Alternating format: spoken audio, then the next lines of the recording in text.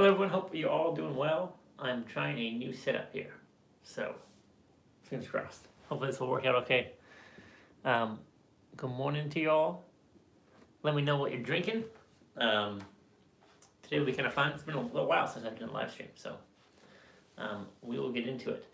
Some Denong updates. Teaware updates. Went a little crazy on eBay. And then returning to the subject of simplicity in pour, right? I just noticed a lot of people always trying to chase something new. So how can we avoid that to get the best pleasant tea experience? I want to drink some tea today. So feel free to drop them in the chat below what you're drinking, and any questions you have. Good morning, the baller. I'm going to be drinking a raw tea. I'm actually going to drink a 2016 raw, commemorative raw from the Denong collection. It's been quite a while since I drank this tea. Super simplistic style, right? Teapot, teacup. Keeping it real simple today. Also an old tea update. Got a chance to drink a really old Leon, but then found out that was not a Leon. It was an old pour, so that's always fun. Alright, well this time I want to make sure I drink tea in this live stream. A few updates just kind of on tea. I visited Denong last week when I did the investment conference in Santa Monica. And I was able to meet with Elaine, some of the team members over there. This made me have some reflections on the tea industry. I don't think I regret any of my time in the tea industry. Learned a lot. But the tea industry is tough. And kind of this new stage in my life, I probably will not be returning to the tea industry in any type of form or fashion. I'm going to keep it a hobby. I like it that way.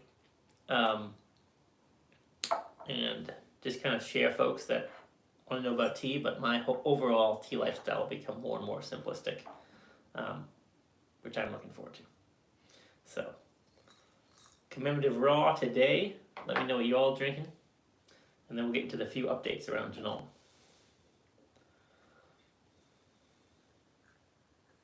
So as you all already know, Denong is in the process of closing their retail location in Pasadena, California.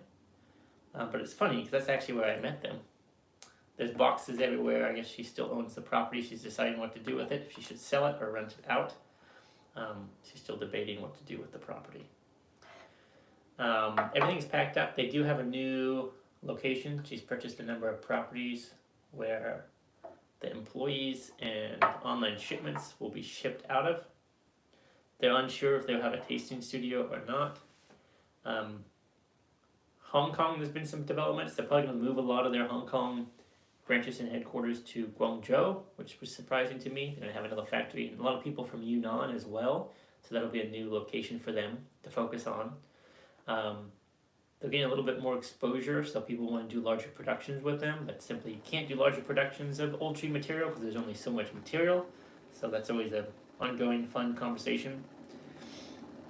And next year there will be, it has been confirmed, there will be a Denong collection for 2023 that will be released, but just one raw, one ripe. Most likely no pre-order. Very similar to last year. I don't know if they'll give us another free tea cake though. But that's really the only updates we have. Probably not going to be any famous mountains. If there is, there's probably going to be one off. But that's pretty unlikely. It'll probably be something very similar to last year. One raw, one ripe, like Zen Feng. Which I love those teas. I think they're very good quality. They were better than previous factory teas, and maybe that's just the limited selections they're bringing over is actually benefiting. We're benefiting from that, instead of having too many selections, which would mute out some of the quality. So that's update. If you have any questions, feel free to let me know. When I was there, I was able to drink a very, very old tea. She shared with me a 1960s Leon, which is funny because before we thought we had a 1960s Leon a number of years ago. But when she started to purchase some more, obviously it's more expensive than a few years prior. She got a professional come in and taste test them very rigorously. She found out the one that she had before was not actually a Liuan, but it was a 1960s some pu'er tea. So then she showed me and shared with me what she believed to be authentic Liuan tea. Very medicinal. When I tasted the first sip or two, I almost really thought I tasted chen pi, that orange peel, medicine, kind of Chinese medicine characteristic. There was none in there, just a characteristic of the tea, so that was really fun. Very strong, made me burp immediately after drinking, and then she proceeded to give me the older 1960s, we thought to be Liuan tea. So that's great, it's still fantastic. Old tea. Let's update on that end. Don't know if you all have any questions or anything, but that was a very short-lived conversation just because I was only there for about an hour, and then I had to leave and catch my plane. Let's drink up tea.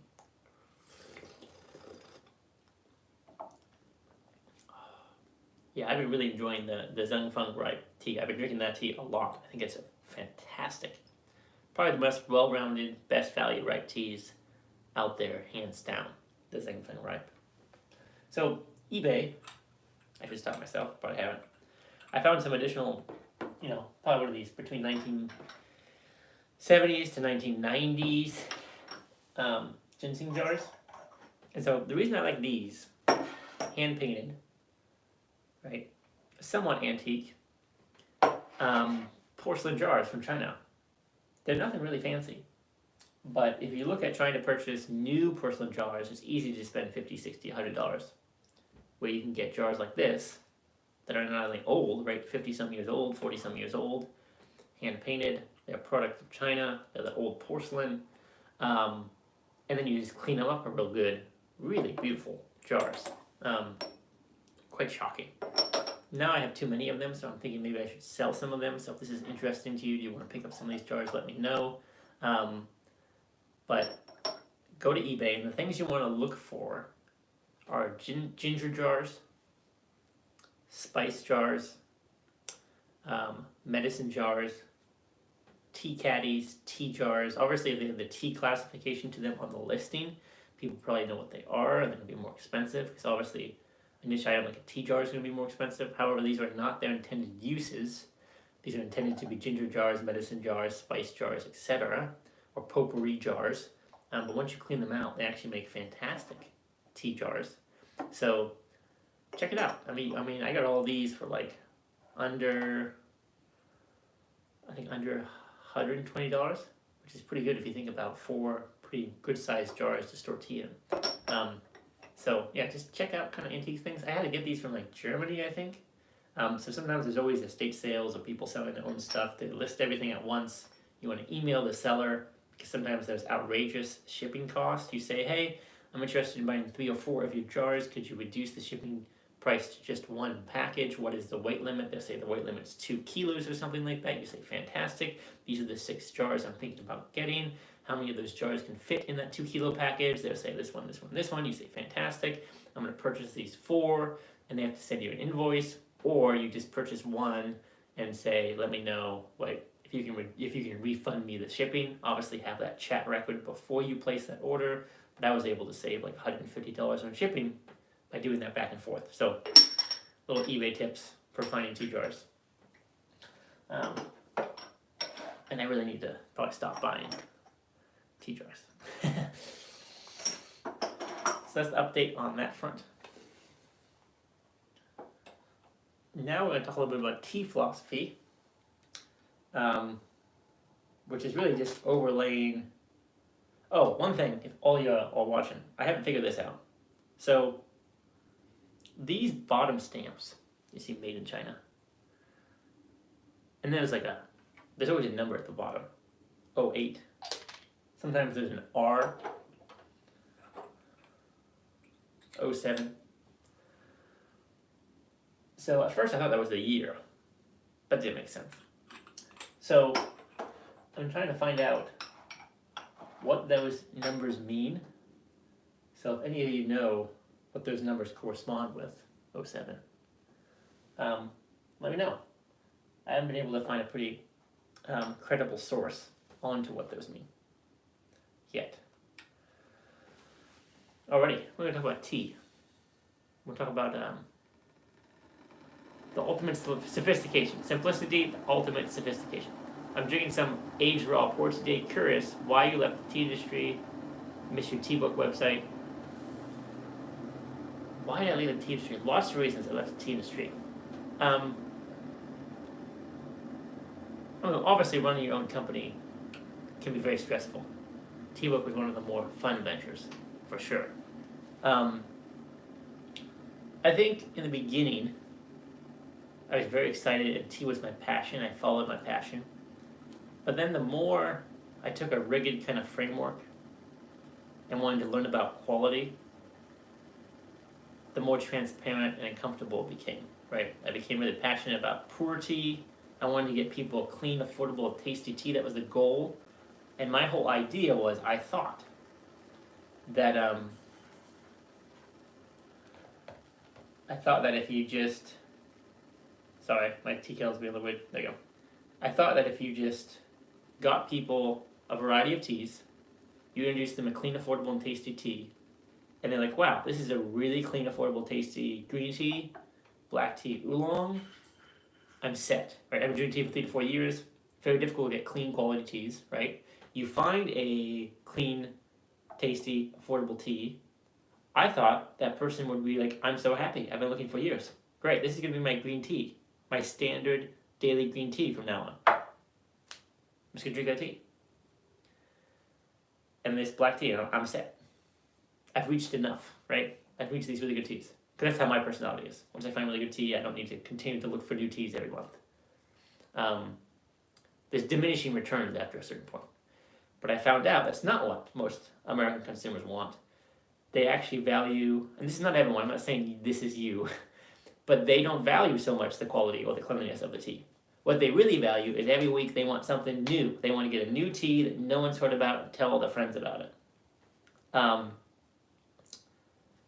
I didn't really want to go in that direction because I wanted to focus on quality, clean, affordable, tasty tea. And the only way you can really get quality, clean, affordable, tasty tea is to spend a number of years and find a few really good teas that are good for their value, buy them in bulk at a reasonable price and have a healthy profit margin, and then sell them to clients. But it didn't work well. Right? We started to shift into bulk teas. People didn't want to buy those bulk teas. Instead, they just want every month, they want something new, they want something different. And that was more important for the majority of customers than clean, affordable, and tasty. And so the logistics of trying to manage a company like that is very difficult. So I had a few choices. I could obviously just not worry so much about quality and cleanliness and just get something fun and new out there everywhere. But then how can I really be one of the leading experts in quality teas? And it's also very difficult to understand. It takes a lot of time, it takes a lot of effort, it takes a lot of resources to educate yourself about quality tea as a consumer. And most people don't have time like that, right? You're busy in your other lives, you don't want to be fanatical about tea, you just want to get a few new things, tell your friends about it, have a fun time, and that's tea, and that's great. It's okay if that's tea. But then as I started to get into pour tea, and I started to only start to drink pour teas, and I only started to drink pour teas from older tea trees, that became even a more difficult subject. More expensive, more scarce, more education was required to understand it and appreciate it. At that point, it kind of became conflict of interest. That with coupling running the business. Luckily, I had a lot of people come in and help build up the business. It actually was almost a bankruptcy at one point. I had a CEO come in, we pulled it out of bankruptcy, brought it into the green, and then I had to make a decision if I was going to sell this company or go back and learn. And so I made a decision to go back and continue to learn about pour tea for 2 years. And then when I was in there for 2 years, I learned a lot, met a lot of incredible people, got very familiar and knowledgeable about high quality old tree pour. But the more I learned about it, the more I realized that normal people can't even access this tea. Very scarce, very wealthy, educated, smart people in China actively buying these teas. So the likelihood that there's very high quality teas are coming over to the US is very, very small. And then it wasn't very lucrative, right? You get into such that niche, high-end niche, it's not going to be very lucrative because there's not that many people in America that are going to be spending hundreds of dollars for 100-gram tea cakes and buying a lot of them over a short period of time. And then of course I got married. My wife's smarter, more responsible, better than me in many ways. So she helped kind of put things in the direction of what's our life going to be. I was at a pretty pinnacle point in my life. Right, I'm almost 30 at that time, and I need to build out my career. So very passionate, love tea, but if I stay in this high-end niche, very difficult to be lucrative and build a life. Or I can sacrifice some of those things and just sell whatever tea, sell some funky company, and then it's going to be super competitive. There's going to be lots of other tea companies doing the same thing, and then I'm going to have to believe my own whatever I'm saying to sell a bunch of that tea. And I wasn't passionate about that. I was passionate about really good quality teas. So I decided it was far more lucrative for me to leave the business and then go into other things. And since I had a lot of experience with startups, started there, and then eventually ended up here now in finance. And that really framework with high quality teas and the people I met was very helpful, actually, as well as all the companies and building those companies and meeting a lot of incredible people along the way. And now I'm a lot more comfortable, right? With my career, more free time. I can enjoy tea without thinking about the finances of it. I can just enjoy it as a hobby, share what I know, help to benefit others. It's not as stressful. There isn't as much demand for me to try to convince someone of a certain philosophy, right? It's just me, more free and comfortable. So I guess that's the 1,000-foot view on why I left the tea industry. Didn't think I was going to talk about that today. What are my daily drinkers lately? Great question. So for ripe, it's so funny because this just changed this year. But the 2022 Dan Feng ripe pour from Danong is just phenomenal. It's creamy, it's smooth. It's better than any of the previous factory ripe teas. It does not taste like a new ripe tea. It's obviously using that aerial fermentation technique, but that has just blown me away. Also very calming to drink. Give that tea to anyone. No one's going to think it's a new ripe tea. Very translucent, very clean. So 2022 Zanfeng ripe. Then for raw, I mix it up a lot more. I do like the 2021 Enchanted Beauty. I do drink that a lot, though sometimes it lacks a little bit of depth. It's definitely the best value item they have over there. But I've been drinking a lot of the Jade Leaves, the Zanfeng Raw. I've been revisiting the Commemorative Raw a little bit, but I definitely have been drinking more of the Zanfeng Ripe if I had to think it was a daily drinker. I've also been drinking the white tea at work, but does that count if I casually drink tea at work? Have you heard of the Rare Tea Company out of England? Have not. Not a poor tea place for sure, but seems to have built a business around quality. Love it. It's kind of a fun name. The Rare Tea Company of England. Right? It's funny because England made this tea industry so popular, and then the rare tea, maybe that's the tea from China. No, I haven't. I'll have to look into it, so I'll be happy to check out their website later today. Oh yeah, well if you have questions, drop them in the comments below. I'm going to answer one question that was asked. His username is not a name. It's New York 4YS. I got a hold of some extremely old poor tea recently. How can I make heads or tails of it? Is it still safe to drink? Where should I be storing it? Right now I just have them on a closet shelf in my guest room. So, on the topic of old tea, a lot of the philosophy around old tea, and this was a question that was asked on the Buying Poor Tea video.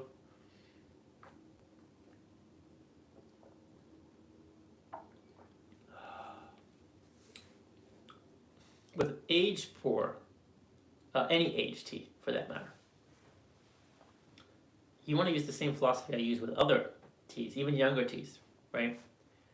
If it tastes good today, it's going to taste good tomorrow. It should be an enjoyable tea. That's the first thing. Then it needs to be clean. So when you brew the tea, with aged tea, you do have to brew it a little differently. And I think I may even have a semi-aged pour tea video on my YouTube now. But when you pour it, you want it to overflow, right? You want to overflow the tea a little bit while you're washing it. Then you want to pour it out halfway. Then you want to shake it with some of the wash inside. Pour out the rest. And the second infusion, you can actually smell the tea at that point. You want to look for something clean, soft, herbal, earthy. there should not be undesirable characteristics. Moldy, mildewy, fishy, dusty, kind of like when you walk into a wet forest and there's like a molted log, like that kind of aromatic, not good, but it has to be clean and enjoyable. Then the second infusion you're pouring in, you're getting an overflow again, because some of these old teas might be dusty. That's okay, right? It's not going to affect the quality of the tea. Get that overflow, put the lid on, pour it out. The liquid should be translucent, right? This is extremely important. I don't care how old the tea is or how young the tea is.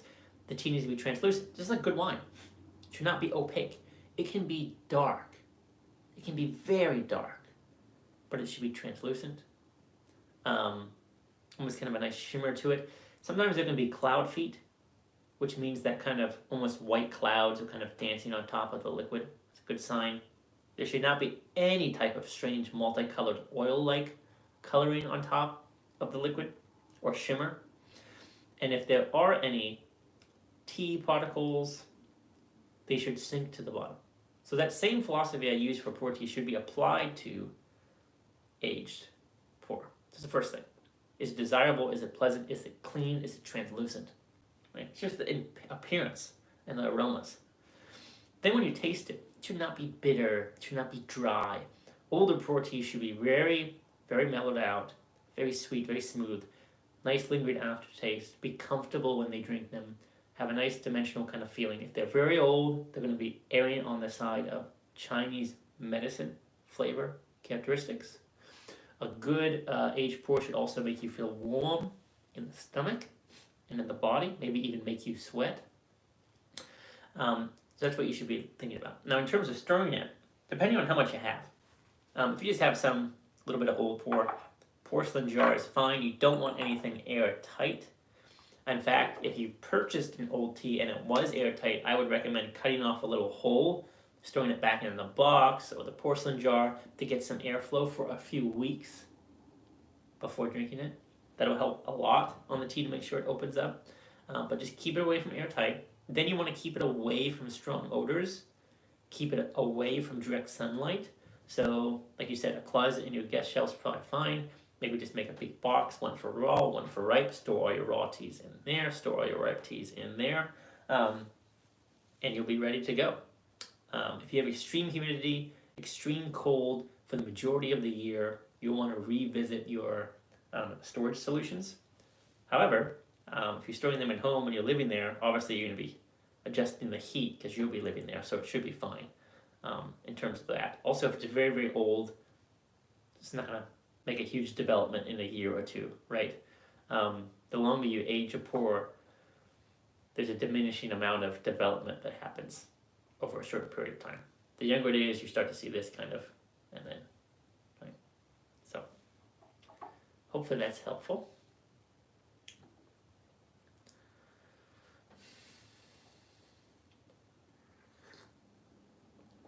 Oh, hey, Brian. Oh, you're watching these live streams too. Hey, man, how's it going? Any suggestions for nighttime tea that doesn't have too much caffeine? Cat's getting to my liver wet. Thank you. That was fun. My wife got her citizenship the other day. Very exciting time. She's an American citizen now. So, ripe teas. Excuse me.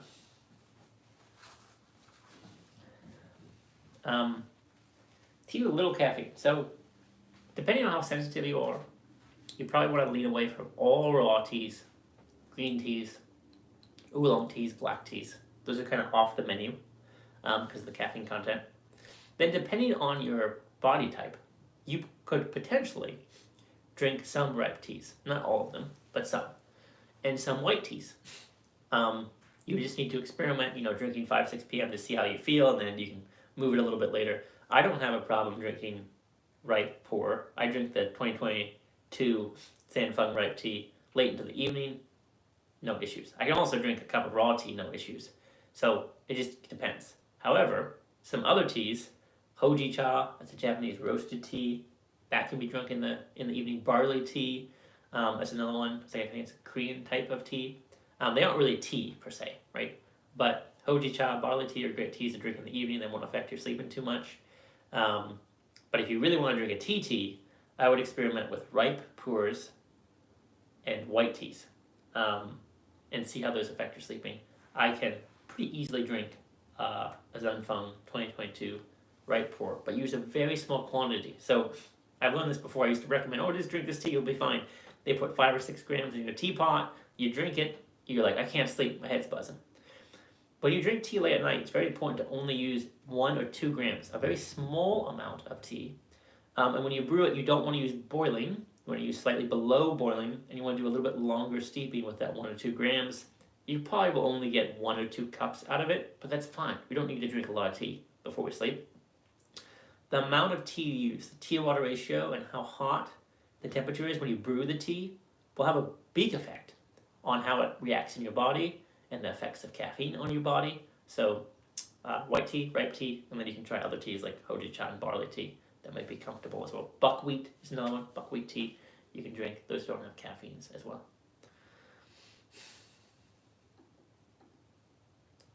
Awesome, y'all. So now I talk about a fun subject.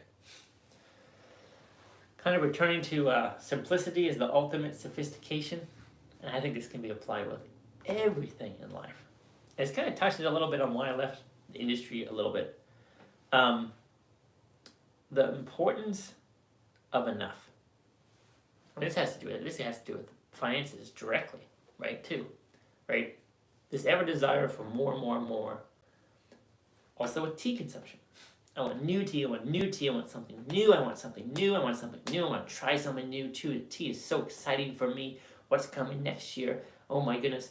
And this very dangerous personality we build of wanting to always try something new. And the reason this is dangerous is because, one, it makes us quickly forget the valuable teas we already have and acquired and have worked so hard to acquire, one. And as time goes on, with education, global accessibility, wealth, quality teas, more and more people want quality tea, right? That number is going up. But there isn't more old tea trees popping up every day. So the scarcity and supply is going down, but the number of people that want that is going up. That's obviously 2 different directions. And so us as tea drinkers, if we think, I've been drinking tea 10, 20, 30 years, I should be able to find better and better quality teas. It's not necessarily true. And so you want to be very careful about always trying to find something new, because you're just going to reach a point of diminishing returns.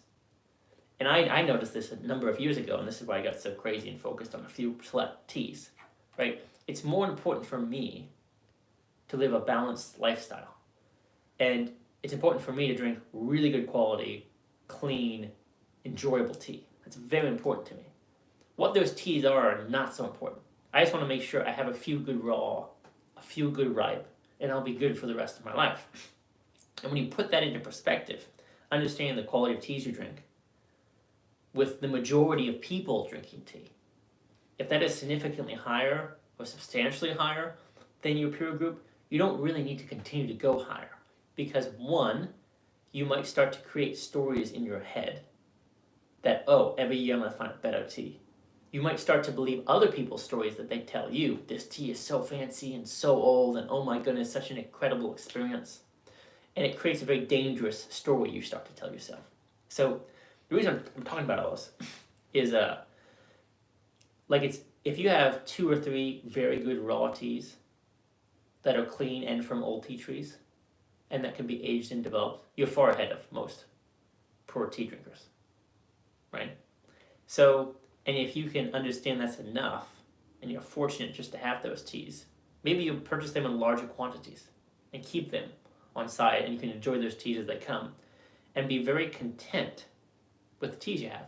Enjoy them a lot. Spend some time with them, do the 3-day rule, find ways for those teas to reach their full potential. Because how many of our teas in our collection have we actually spent a few weeks, a few months just drinking finding the optimal temperature, the optimal teapot, the optimal cup, the optimal tea to ratio, the certain tea for a certain type of individual when you share it with. Probably not. We probably haven't done that with the vast majority of our teas. Kind of bringing Rio Kondo's concept, right? Find the teas that spark joy, whittle down your collection to maybe 3 or 4 or 5 of the raw and ripe teas, a few aged teas. Stock up on those teas and just assess what you currently have. And then find the teas that you feel maybe are a little undervalued, that are really good, and just really become familiar with the teas you have and increase the quantities and inventory of those teas. And then that way, as years go by, it doesn't matter if there's a new tea. You aren't dependent on joy and happiness from a new tea production. And if it's a bomb, you're upset. And if it is it's awesome, you feel like you're missing out on something, right? Instead, just build your collection, be really content. As new teas pop up, of course you can welcome them, you can try them. But you're not dependent on that tea being good, hoping that tea will be good. And this is kind of a more advanced, I guess, stage in tea drinking. But I think it is important to understand when is enough. And when to try to stop seeking the best, the better. Because we've seen this with famous mountain tea prices. They've continued to gone up, like insanely so. There's very few of us that are going to be spending $300 to $500 for a 100-gram tea cake and buying 20 cakes of it. So it's just going to become more and more expensive. And because it's more expensive, it doesn't necessarily mean it's better. A great example of this is the 2022 Tianfeng Ripe. I think that tea is so much better than the last 5 factory ripe teas. It's crazy. But then there's other teas like Song Song and Lao Manua that I think the Tianfeng Ripe is a great little replacement. It's half the cost. So just spending those times with those teas, really doing that critical evaluation of your teas. What do you enjoy? What do you personally like? What fits your own tea drinking goals? What matches that goal? If I want to be drinking very good aged raw tea when I'm 50 and 60, just an Enchanting Beauty or a Jade Leaves aged 30 years is going to be better than almost any other aged raw pour in 20 years.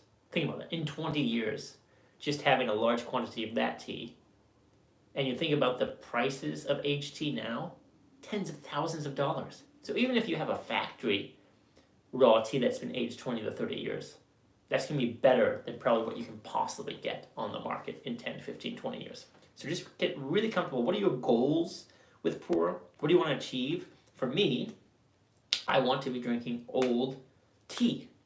And so I want very good quality. I'm going to be selfish. I want old tree material. There's no way you can buy 20-year-old old tree pour tea. It's outrageously expensive. But I can buy very, very young old tree material now in large quantities, teas that I enjoy drinking now. Right? Buy a bunch of Enchanted Beauty, Jade Leaves. These are factory teas. They don't have a lot of variety. I have a few famous mountains, but they're so expensive now. I'm not going to worry about that so much. Buy a lot of those teas, store them away. Buy some ripe teas, because I also do like aged ripe tea. It's very medicinal. Buy a lot of those, store them away, forget about them, and then just have 2 or 3 teas that I drink now. And then in the future, I'll have an abundant supply of aged pour, and I won't have to worry about how much it costs or how much I have, right? Because time is on my side, right? And that's very less risky. So there's no secret to having great pour. It's just finding good quality pour when it's young and waiting. Time, right? And then you wake up one day, have a bunch of old tea. So yeah, simplicity. Keep it simple. Understand when is enough. Really appreciate and understand the teas you have. How y'all have the self-control to age tea and not drink the whole cake in like a month? Well, I mean, I do drink a lot of tea. But I find out the teas I really enjoy. I spend, I'll buy 3 or 4 cakes. I'll drink a few. And if I notice I can drink that tea consistently day after day, I really enjoy it. It's very comfortable. I drink the whole cake. Then I'll go back and buy 100 or 200 or 300 cakes of that tea. And then those are set aside for aging. Can you show a storage container for large pour cakes? So if you just have 1 or 2, you don't really need a storage container. If you have 1 or 2 cakes, you can literally just get a box, right? and store your raw in one box and your ripe in the other. What I do now is all of my teas, I'm actually going to be posting this video pretty soon. I break up the teas I'm going to drink for the month into tea jars. I have a bunch of them, and then I just access those tea jars when I drink them. And then most of my tea is stored in California and in Taiwan, so I actually don't have a large storage container here. I probably have like one large box in a closet here in Seattle, and then I ship them over when I drink them. But it's nothing fancy. I don't have a fancy humidor, humidor or anything. It's just a box that I put my teas in. I separate raw and ripe.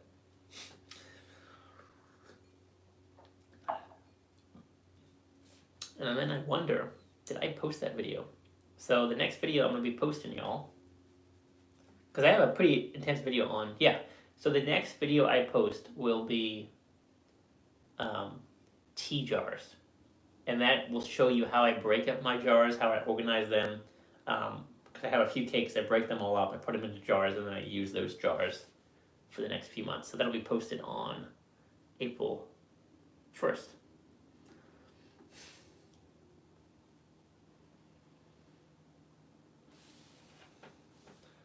Alrighty, y'all. I'm going to do one more infusion here, and then we can wrap up today's call.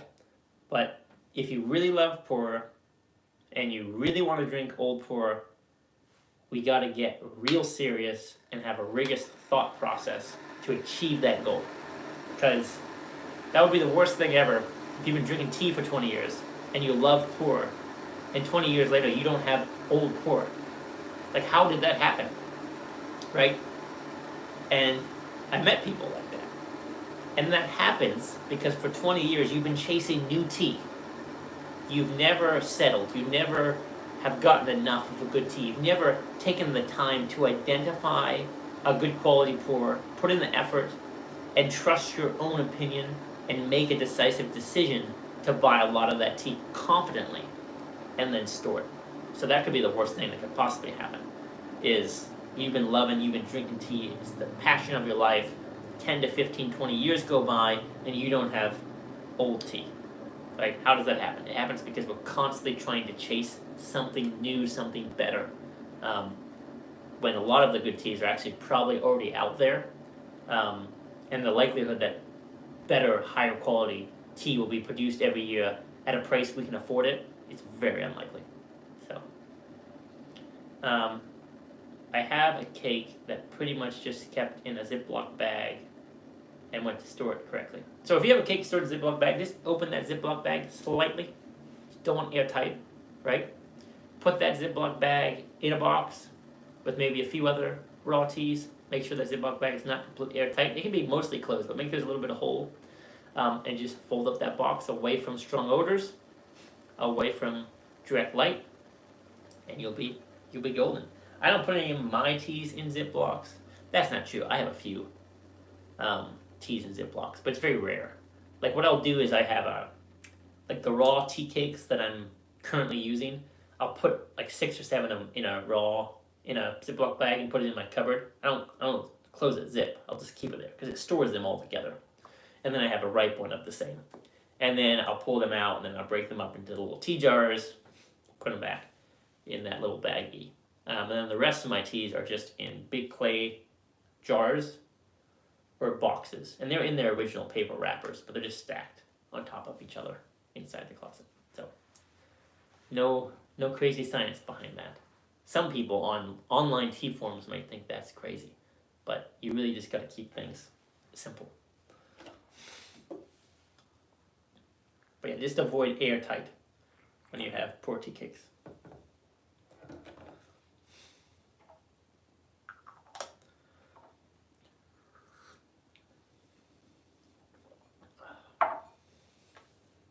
Yeah, I'm pretty excited about these. This is my favorite tea jar I've got in a long time.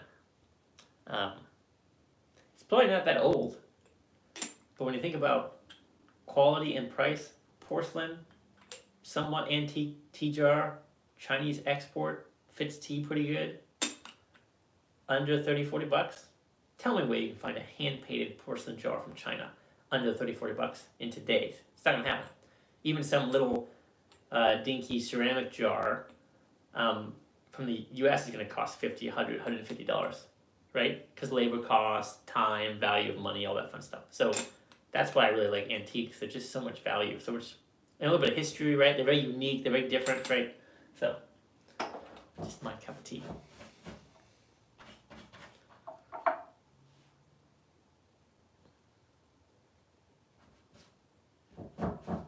All right, so, well, this is a good question. So yeah, my next video, you're gonna love my next video, Roland. Maybe we should post it sooner. I do. So what I do when I have all my jars is I get my tea breaking tray, I put the cake in, I break up the tea cake in its entirety, and then I put them into the jars. A few reasons for that. Every time you go break your tea cake, it takes time, and if you just break off a small piece each time, you're probably gonna get a lot of dust and damage the leaves. But if you very carefully break up the whole cake at once, you'll minimize dust, you minimize breaking the leaves, and then when you want to drink the tea, it's so convenient. You just take a little bit, put it in your teapot. And it saves a lot of time in the long run than trying to break up the tea cake each time you want to make tea, and you actually will find yourself drinking tea more often if it's conveniently broken up in a tea jar. That's why I have so many tea jars, because it does save me a lot of time. It's very convenient. But the time you sit down and break up all your tea cakes, it's going to take an hour or two. So just buckle up for that. But yeah, I do break them up in its entirety. If you want to age a tea more than a year, I do not recommend breaking it up. Right? You are just breaking up teas you will drink in the next few months. If you want to age teas for a very long period of time, it is very important you keep them in that cake format. So that's another thing to consider as well.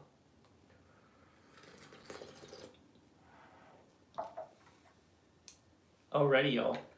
Well, that was a fun Saturday morning. Questions, always can reach them out.